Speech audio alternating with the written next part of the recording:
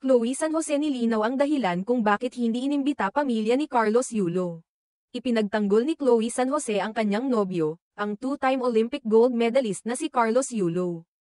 Laban sa mga netizens na nagtanong kung bakit hindi umano inimbitahan ang pamilya ni Kaloy sa selebrasyon ng kanyang 25th na kaarawan. Kamakailan lamang, nagbigay si Chloe ng isang touching na mensahe para sa kanyang boyfriend sa espesyal na okasyong iyon, na naging usap-usapan sa social media. Ayon sa post ni Chloe sa Facebook noong Linggo, ika-16 ng Pebrero, nagbigay siya ng malalim at matamis na mensahe ng pagdiriwang kay Carlos, na tinawag niyang favorite person in the universe at heart's biggest blessing. Ipinahayag ni Chloe ang kanyang pagmamahal kay Carlos at ang kanyang mga hangarin para sa kanilang hinaharap.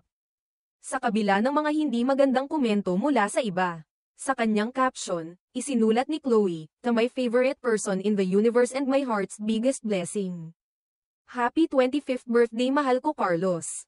I wish you nothing but the best and the fulfillment of every dream you hold close to your heart. I'm beyond grateful to love you, laugh with you, and grow with you. Thank you Lord God.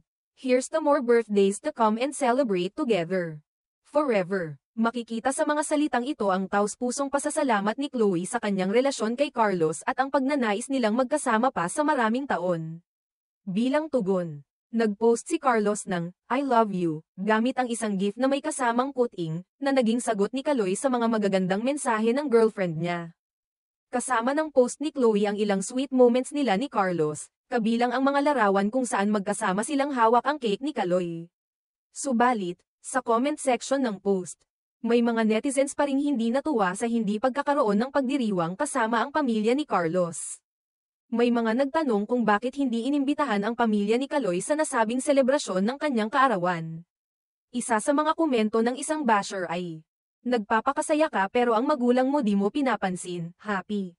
Agad na sumagot si Chloe ng isang matapang na tugon, "Yes sis happy si Kaloy. Which makes you all haters shake and your blood boil LMAO. Yung mga relatives niya kaya naisip mo ba if pinansin and binati man lang nila si Kaloy?" The double standard. Dito, ipinakita ni Chloe ang kanyang tapang na ipagtanggol ang nobyo at ipinunto na maaaring hindi rin naman tinutulungan ng pamilya ni Carlos sa pagpapakita ng suporta. May isa pang basher na nagkomento, hindi talaga niya invite yung pamilya niya. Hindi rin pinalampas ito ni Chloe at sumagot, "Why would you invite people to your birthday when they don't even bother making an effort to greet and celebrate you? Kung gusto mo yung mga ganong bisita sa birthday mo ikaw na lang sis." Sa sagot na ito, ipinakita ni Chloe na hindi siya natatakot na sagutin ang mga maling akusasyon at pinili niyang mag-focus na lang sa kasiyahan nila ni Carlos sa espesyal na araw na iyon.